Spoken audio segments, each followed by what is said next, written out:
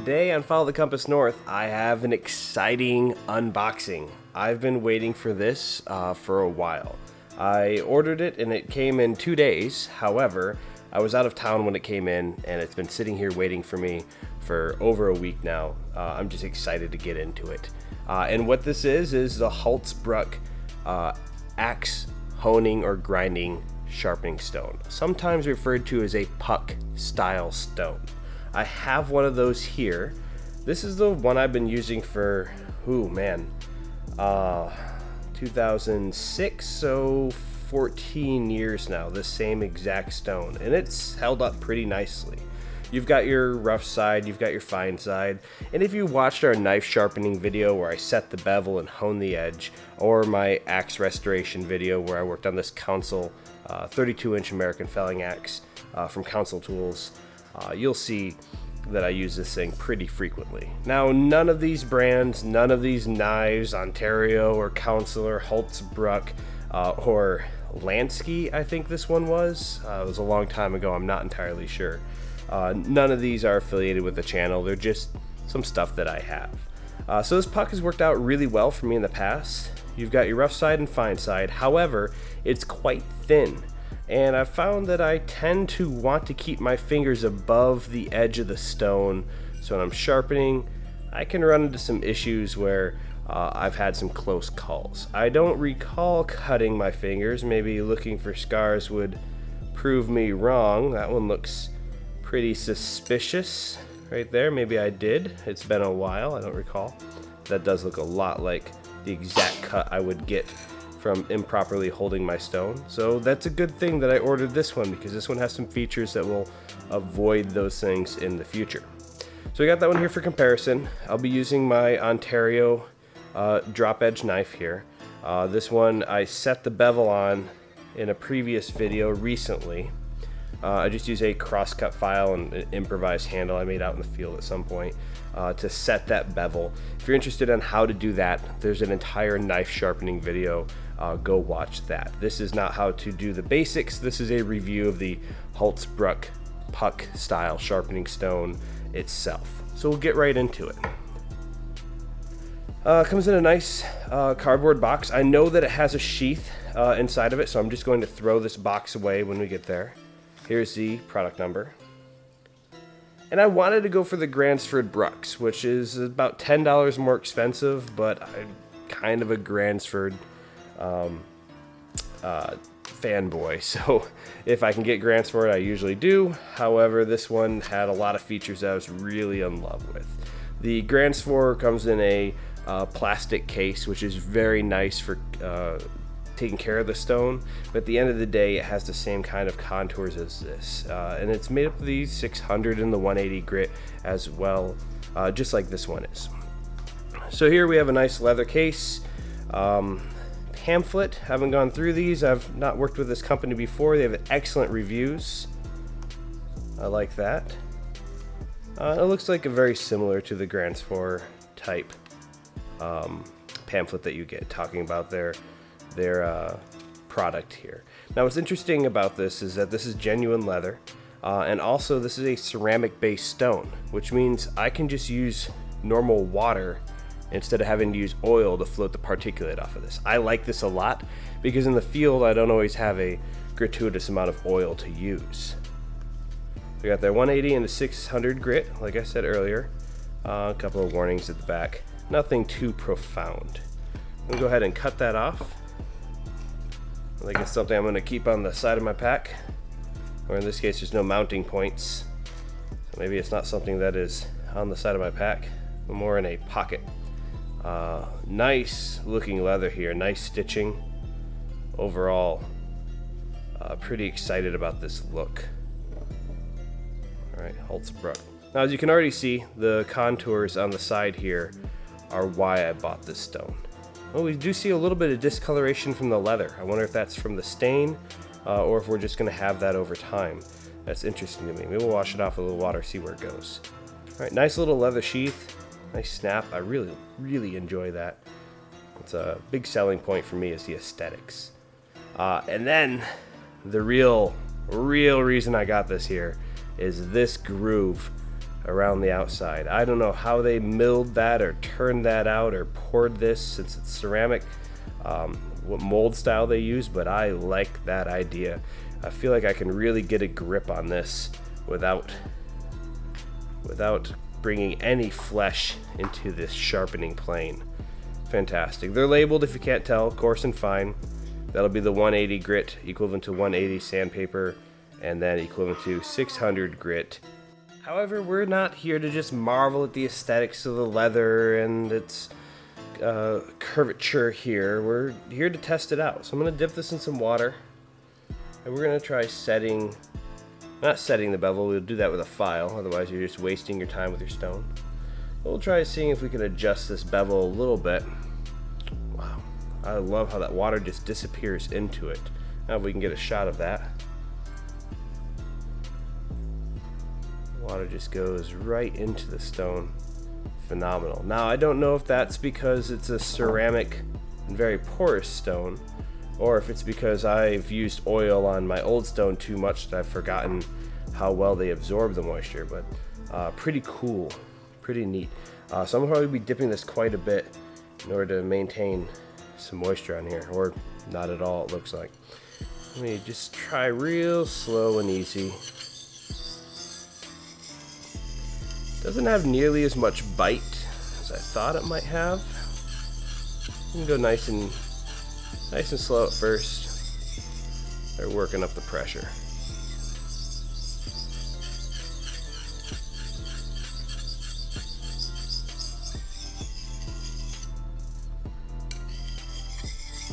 Anything I do on one side of this knife, I'm going to do on the other. Otherwise, I'll end up with an uneven bevel. And if you have an uneven bevel, you're going to have erratic cuts and have issues with that. Now, this is stuff we've already gone over in the knife sharpening video. I'm not going to reteach the entire lesson here, but what I can tell you is it seems to be taking off quite a bit of material. I don't feel it biting like sandpaper or file. It feels really smooth. Real smooth. Now, I've got some burrs here at the bottom of my blade. Let's see how well it does with those. Man, I love that grip. Love that grip. It's a little sharp on these two edges here. I can feel that biting in, but maybe that's nicer. Provide you a little bit better grip than if it was just one smooth piece. Well, let's take a look. So it's shined it up real nice. Seems to have taken those burrs right down. Got no qualms with that performance. I'm going to test this here in a little bit after we check the fine side. Do you see it's taken off quite a bit of material? That's where you're getting this material from here. Do a little bit of water and see if we can... Oh, floats right out of there, no problem. Clean. There's one more spot. Yeah. I'm sold. I mean, obviously I already bought it. So, hopefully. I'm gonna try a new technique here. It clears with the finger grip here. It clears, but it's a little close for my comfort. I've got big hands, so I tend to monkey grip things. So maybe someone who has normal size hands would have no problem using this technique. I'm going to stick to more of a bar stool type. That's what I'm familiar, comfortable with. I might do a half grip on the thumb here. Yeah, I'm very clear holding it this way. I like that. Go a little bit more on the rough side.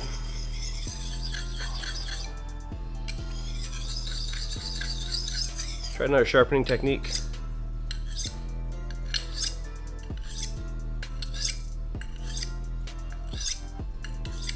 Yeah, very nice. I like that. Let's hit the fine side, see what we get. I can actually feel the result of the coarse side in the blade. I can feel that it's got some grooves or it's got some roughness to it. The stone is so smooth. Yeah, the stone is so smooth that there's a difference between just starting that shine and where we are now. Yeah, there's the roughness. You might even hear a difference, like a higher pitched scraping. I'll tell you when it changes. It'll be gradual. There's still some there. But it goes from, you hear this scraping here, like it's filing, versus here where it's consistent. That consistency tells me that the edges is properly honed. Now the bottom here, I'm still working off some of those, that rough point here. Switch sides.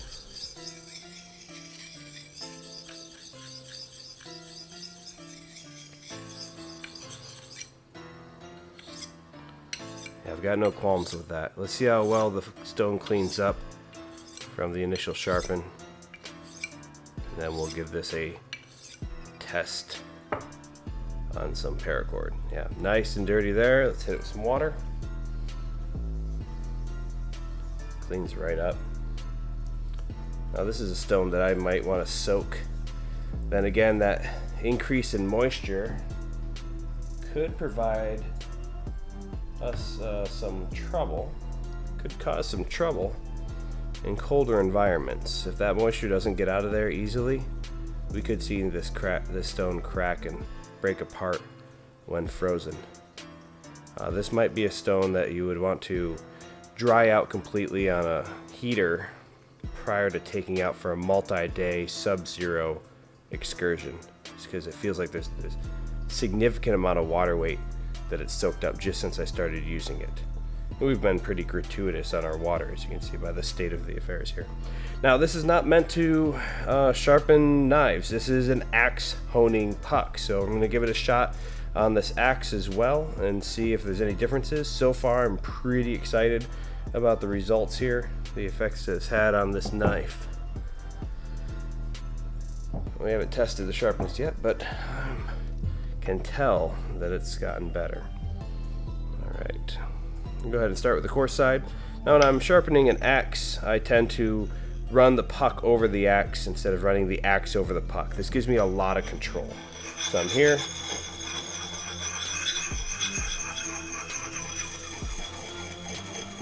Oh yeah, I like that.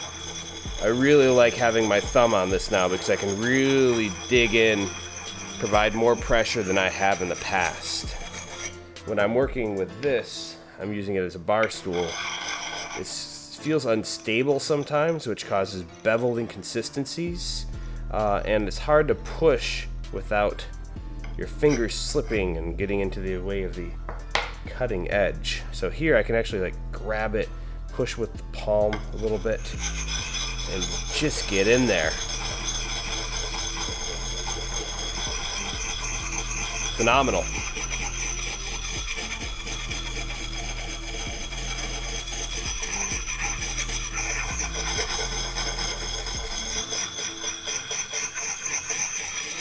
All right, pretty aggressive on the edge there at the coarse side. Let's move this again. Flip the axe over for the other side.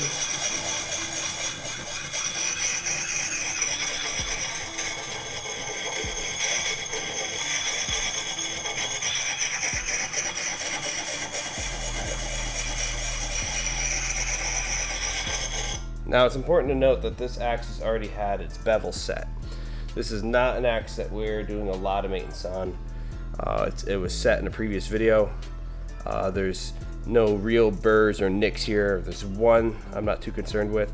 So I'm just re-sharpening this. I'd take a lot more time with a file if I were to be resetting this or maintaining this tool even further. For today, we're focusing on stone use.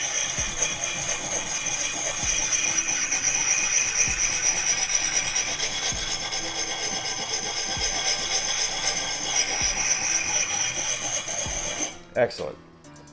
Alright, so I feel like I've got a consistent edge all the way down. I'm going to switch over to fine side. We did rough on both, or coarse on both sides. Let's do fine.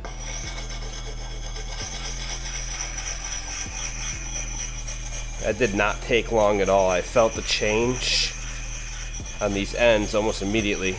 Still some in the center I'm working on. I'm gonna keep dipping. I feel like a lot of water with this setup is nice.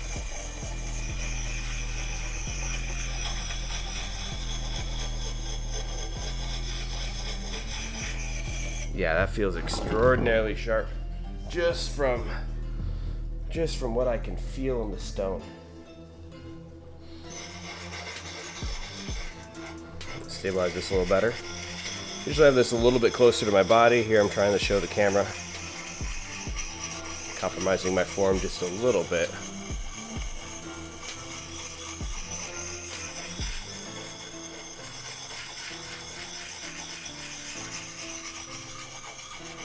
Now, this is not the only technique for axe sharpening, nor is this an axe sharpening video, primarily.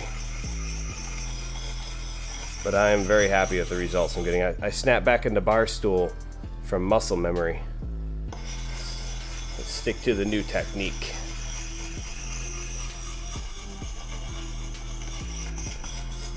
Excellent. Go ahead and dip that one more time. And then place it up here. I'm gonna go ahead and grab some 550 cord here and do a good old sharpening test. I like to have a little bit cleaner workspace usually. Let's see if we can wipe this down. Now, sharpness test, if you haven't seen my other knife sharpening videos, I do not shave my arm hair or check on my fingernails or feel it with my thumb. I understand how those tests can work, and if you're skilled enough to do that and choose to do that, that's fine, that's on you. I'm not going to show any technique that requires you to cut towards yourself on this channel. Instead, we'll cut some material that is likely for us to cut in the field, and that is paracord or 550 cord. So the way I'm going to use this is I'm going to pull out a length about this long, and I'm going to do exactly what we would be doing with it, is cut it. Now, this first cut is not a good test. I like to have a little bit of tension over this as I run it over the edge. So what I'm going to do here is I'm going to have my son Zachary come and help me out. Zach, here, hold this knife. Hold that right there. Hold it nice and strong, right there. Good, just keep it pinned down, and I'm gonna run this over the edge to check for sharpness. Ooh, you have a nice cut right through there. Oh, not super happy there. Oh, no issues. I have a little bit of a dull spot right there. I mean, it'll cut through it, but with a little bit more force than I'd like. And we've got nice sharpness here. Very sharp up near the tip. Good, I got it. And if I were to be passing this off, I would be switching it over and handing it handle first here. It's a nice solid way of holding the knife down and checking. I'm pretty happy with that. I think it could use a little bit more honing here in this area, where the 550 slid a little too easily. Now for the axe, I'm able to hold that here. I'm gonna run this 550 right along the edge. Sharp here, a little dullness up top, and that could, oh, there it is. Seems like, let me check that. Oh, I must have been a fluke. It's actually quite sharp. I am not disappointed in that. This is a chopping tool, not a cutting tool, and if it can cut 550 like that, I am more than happy. All right, now some of that could be my technique, the amount of time I spent on it, the bevel. There's a whole litany of factors that go into this. However, overall, I am super happy with this stone. Oh, it looks like it drained out a little bit as we let it sit. There might be a factor in there when dealing with cold weather, if we can drain out more of that moisture. Because that would be the only downside I could see with this. With the Ceramic build, and the fact that it sucks up water like a sponge, I'd be a little worried about the cold environment, but overall, absolutely lovely case. Fast shipping. I got it in about a day and a half, and it sat here waiting for me. But by and large, the greatest positive is having that extra grip here on the edge. I'd say this is one of the best stones I've ever worked with. The only thing better than this would be a wet wheel or a full stone mounted where I can work on it, maybe a leather strop.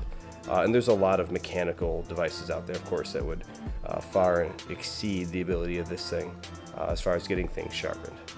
I'm gonna soak this overnight and see if I'm able to get it to soak up any more water. I might do a test where we measure its weight, soak it in water, measure its weight again to measure how much water the thing actually pulls in. Overall, super happy.